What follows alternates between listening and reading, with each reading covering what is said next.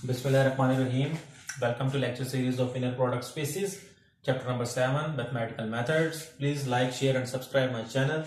And today we are going to solve this example 4 on page 284. ये example क्या है कि अगर कोई वेक्टर स्पेस है रियल वैल्यूड कंटिन्यूस फंक्शंस की, रियल वैल्यूड फंक्शंस कौन से होते हैं जिनकी आउटपुट्स यानी जिनके आंसर्स जो हैं वो रियल नंबर्स हों, और कंटिन्यूस यू ऑल नो के किसी पॉइंट पे लिमिटिंग वैल्यू और उस पॉइंट पे एक्चुअल वैल्यू बराबर हो, और इन फंक्शंस की डोमेन क्या है, ऑन ए बी से मुराद क्या है, किसी क्लोज इंटरवल ए बी के ऊपर ये सारे फंक्शंस वेल डिफाइंड हो और कंटिन्यूस हो और रियल वैल्यू हो, तो ये एक वेक्टर स्पेस बनती है।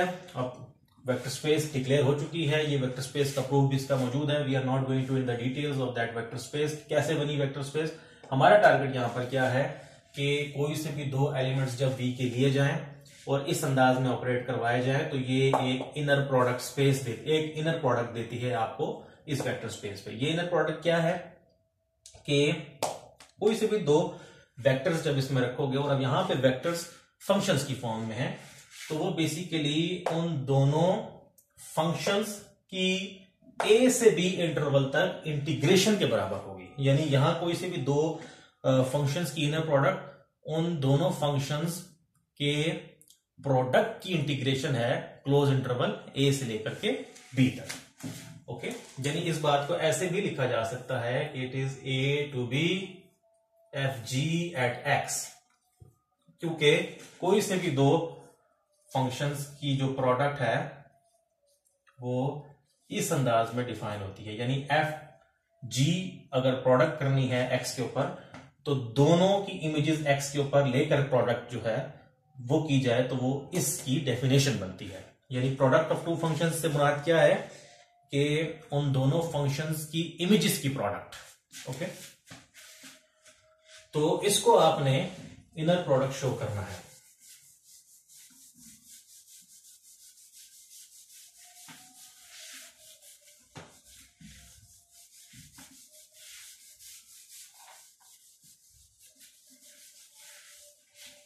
ओके, अब हम इसका सॉल्यूशन देखते हैं। कंडीशन 1, अब कोई फंक्शन यानी कि कोई वेक्टर ले लें वेक्टर स्पेस में। अब जब एफ वी में चला गया, इसका मतलब एफ की जो डोमेन है वो क्लोज इंटरवल ए बी है। डोमेन से मुराद वो सेट होता है जब फंक्शन डिफाइन हो, एफ कंटिन्यूस भी है, रियल वैल्यूड भी है। ठीक है, तो हमारा टारगेट क्या होना चाहिए कि किसी तरह ये प्रूफ करें कि F comma F under the product is greater than और इक्वल टू 0। ओके, अब हम देखते हैं। कंसिडर अगर f को f के साथ ही ऑपरेट करवाया जाए तो उस डेफिनेशन के मुताबिक ये बनेगा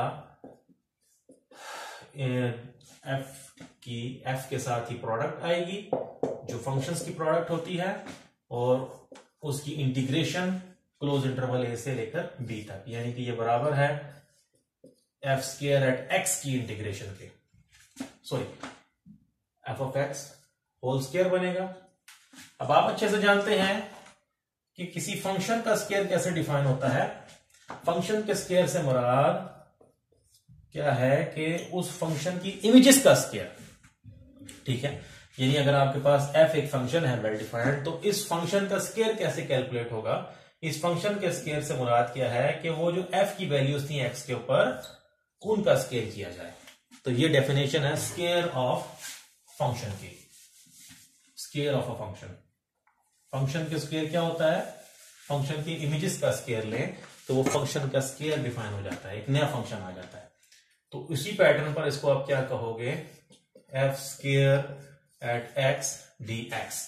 यानी कि ये एक बात तो तय हो गई कि एफ स्क्वायर एट एक्स जो है इसकी वैल्यूज, इसके आंसर्स कभी नेगेटिव नहीं हो सकते, क्योंकि इसकी डेफिनेशन ये लिखी हुई है। यानी कि इमेजेस पे स्क्वायर, यानी कोई इमेज अगर नेगेटिव है भी तो आपके पास क्या आएगा, उसका स्क्वायर उसको पॉजिटिव कर देगा।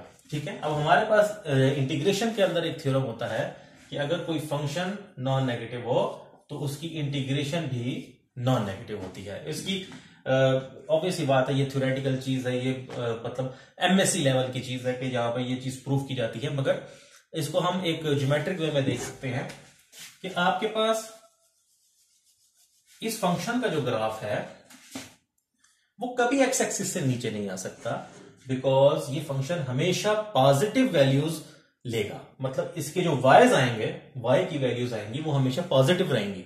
तो इस वजह से ये फंक्शन एक्स नेगेटिव रख भी दें तो उसकी, चूंकि उसके अगेंस्ट इमेजेस आपको यहां मिलनी है, तो ये फंक्शन हमेशा क्या करेगा, एट मैक्सिमम क्या कर सकता है, एक्स एक्सिस को टच कर सकता है, मगर ये फंक्शन कभी भी एक्स एक्सिस को क्रॉस करके नीचे नहीं आ सकता, बिकॉज ये कोई भी नेगेटिव वैल्यू ऑफ वाई नहीं रखता।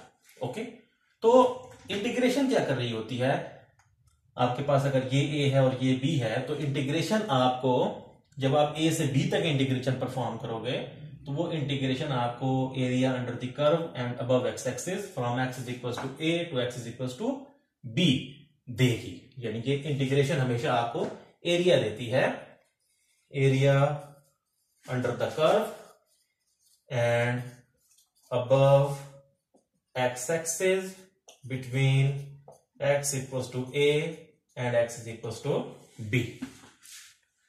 Okay,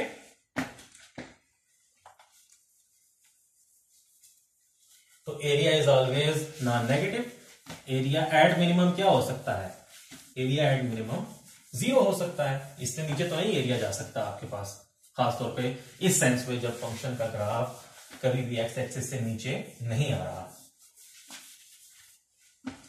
Okay, which is always non-negative.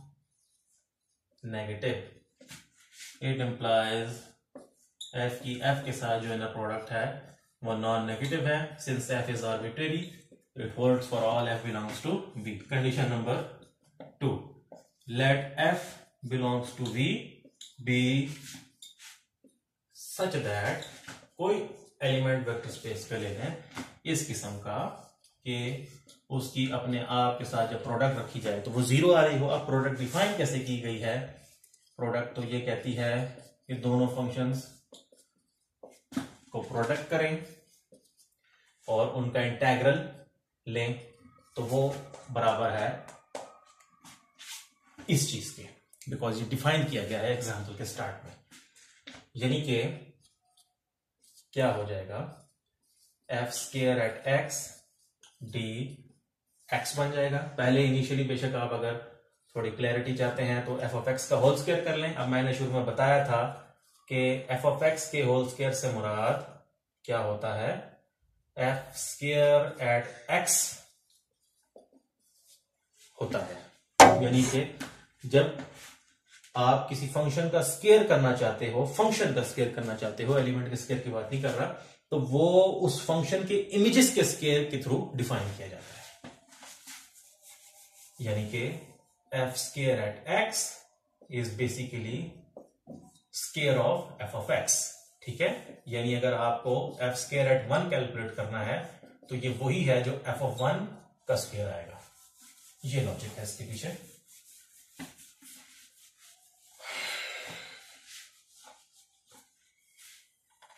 अब हमारे पास इंटीग्रेशन थ्योरी जो होती है एमएससी के अंदर, उसके अंदर हम पढ़ते हैं कि किसी भी फंक्शन का इंटीग्रल सिर्फ और सिर्फ तब 0 होता है जब वो फंक्शन बजाते खुद एवरीवेयर 0 हो जाए।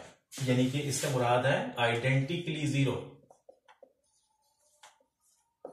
इससे ये मुराद नहीं है कि किसी एक खास एक्स के लिए 0 है, ये सब के लिए 0 है। दैट इज सॉरी, यानी कि for all x belongs to, अब इस फंक्शन की डोमेन क्या है, ए बी, यानी कि कोई भी डोमेन का एलिमेंट रखो तो आंसर क्या आए, 0 आए।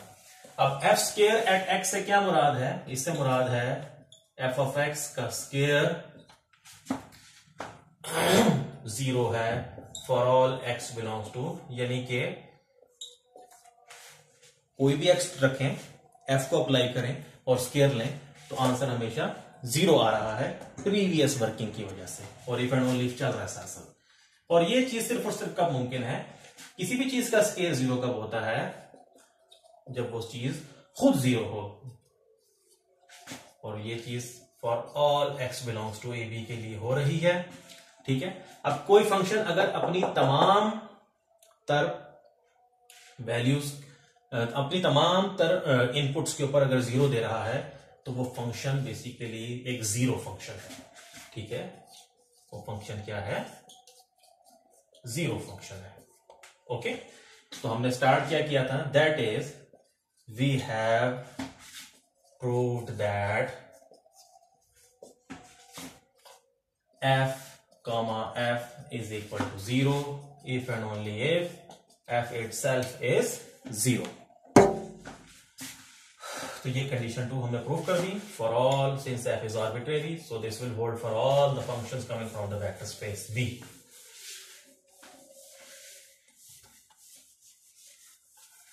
तो ये एनालिसिस के रिजल्ट्स हैं जो यहाँ इनर प्रोडक्ट के अंदर आपको इस एग्जांपल में काम दे रहे हैं। कंडीशन नंबर 3 आपके पास। तो लेट्स सी कि अगर आप कोई से भी दो फंक्शंस चूज करते हो वेक्टर स्पेस में से, तो इससे मुराद क्या है? इससे मुराद है f ऑफ x दोनों फंक्शंस की प्रोडक्ट की जाए और उन पे इंटीग्रल ऑपरेट किया जाए, यानी उनकी इंटीग्रेशन की जाए a से b तक। अब इस बात को तो आप ऐसे भी लिख सकते हैं बिकॉज फंक्शंस की प्रोडक्ट कम्यूटेटिव होती है, ठीक है। और अगर आप g of x f of x लिखोगे तो उस डेफिनेशन के मुताबिक ये g और f की प्रोडक्ट बनेगी। For all since f and g are arbitrary, for all f g belongs to vector space V, so condition 3 is true. तो कंडीशन 4 को प्रूव करते हैं वेरी क्विकली।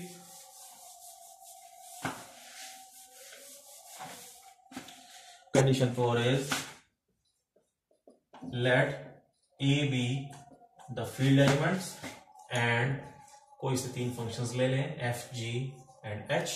ये वेक्टर स्पेस से आ रहे हैं, तीनों के तीनों रियल वैल्यूड होंगे, कंटिन्यूस होंगे, क्लोज इंटरवल ए बी पे वेल डिफाइंड होंगे, ठीक हो गया। देन अब टारगेट होना चाहिए आपके पास कंडीशन 4 पूरा करने का। तो कंडीशन 4 के अंदर पहले मैं लेफ्ट साइड को प्रूव करता हूं, a times f plus b times g comma h। ये किसके बराबर होगा? फंक्शन की इनर प्रोडक्ट की डेफिनेशन को माइंड में लाएं। ये कहता है अब जब f और g दो फंक्शंस हैं तो फंक्शंस की लीनियर कॉम्बिनेशन हमेशा एक नया फंक्शन आती है, बिकॉज ये फंक्शंस भी तो कहां से आ रहे हैं? ये वेक्टर से ही आ रहे हैं। तो ये बेसिकली af प्लस bg वापस जाएगा v के अंदर, क्योंकि लीनियर कॉम्बिनेशन है वेक्टर्स का। डेफिनेशन कहती है कि पहले फंक्शन का प्रोडक्ट दूसरे फंक्शन के साथ किया जाए और इस प्रोडक्ट को इंटीग्रेट किया जाए, ठीक हो गया। अब आप अच्छे से जानते हैं कि इस चीज को आप किस तरीके से लिख सकते हो, यानी कि a f plus b g at x.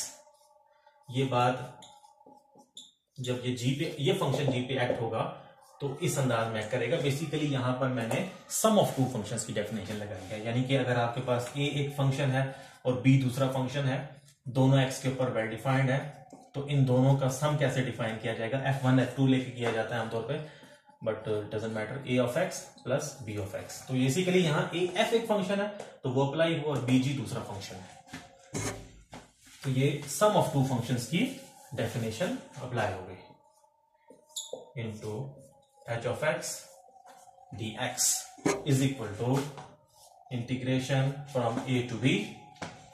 अब आप इसको बेसिकली, अब ये एलिमेंट्स बन गए हैं। f ऑफ x इस समय arbitrary element of set of real numbers, because ये रियल वैल्यू फंक्शन है, तो ये बेसिकली एडिशन हो रही है और ये साथ कुछ मल्टीप्लाई हो रहा है, तो डिस्ट्रीब्यूटिविटी हो जाएगी।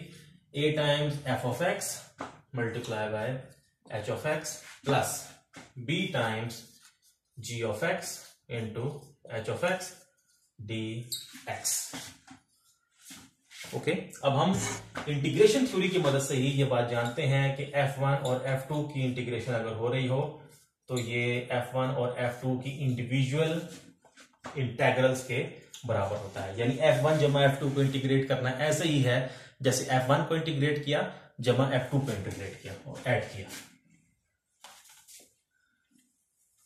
तो हम देखते हैं, this is called the linearity of integration. Integral जो है वो एक लीनियर ऑपरेटर होता है। डिफरेंशियल और इंटेग्रल ऑपरेटर्स दोनों लीनियर ऑपरेटर्स होते हैं। ये फंक्शन एनालिसिस जो आगे एमएससी लेवल की चीज है वहां ये बात प्रूफ की जाती है। तो इंटेग्रल लीनियरिटी को जो है वो सेटिस्फाई करता है। लीनियरिटी से मुराद यही है कि दो चीजें जमा होकर उन पे कुछ अप्लाई किया जाए ये दोनों पे अलग-अलग अप्लाई करके उनको जमा किया जाए, it does not matter, answer same रहता है। ओके, तो what do we get, is equal to integral a to b, इनको आप अलग लिख सकते हैं, dx plus integration a to b g of x b times g of x h of x dx। Now we see, हमने linearity of integration को apply कर दिया। अब आप जानते हैं अच्छे से कि a इंडिपेंडेंट ऑफ x है, basically a is a real number, क्योंकि आपकी जो फील्ड है वो यहां सेट ऑफ रियल नंबर्स है। तो कोई भी कांस्टेंट जब मल्टीप्लाई हो रहा होता है arbitrary, so this a is obviously different from this a, to be very precise, हमें इस a की जगह a dash इस्तेमाल करना चाहिए था, but you can call it a dash and can make the amendment in the previous few steps because a already use हो चुका है, तो टेक्निकली स्पीकिंग आपको a dash यूज करना चाहिए। तो आप अच्छे से जानते हैं कि कोई भी रियल कांस्टेंट हो और वो फंक्शंस के साथ मल्टीप्लाई हो रहा हो, अगेन यहां b मौजूद है तो आपको उस रिस्पेक्ट से b डैश करना चाहिए, but I don't think it will result as a loss of marks because such things are acceptable to certain extent, but obviously लिखना डिफरेंट चाहिए। अब अगर आप f of x h of x की product हो रही है और इंटीग्रेशन हो रही है, तो डेफिनेशन को चेक करें तो ये f और h की प्रोडक्ट बनती है, और यहां पर भी ये g और h की प्रोडक्ट बनती है। ठीक है, हमने क्या किया, बेसिकली वही जो एफएससी के अंदर आप इंटीग्रेशन का रूल पढ़ते हो कि जब भी कोई कांस्टेंट इंटीग्रल से मल्टीप्लाई हो रहा है जो कि इंडिपेंडेंट ऑफ एक्स है, तो उसको आप, क्योंकि उसका इंटीग्रेशन में रोल नहीं है, तो उसको आप बाहर लिख सकते हैं। बेसिकली थ्योरम है जो कि यहां प्रूफ अप्लाई हो जाता है फौरन। ठीक हो गया, सो वी कैन से कि a f plus b g comma h a dash b dash कर लें इज actually a dash times product of fg plus b dash times product of g and h. Okay, since all the condition 4 is true, it implies the vector space of all real valued continuous functions on closed interval ab under this product is an inner product space. Thank you.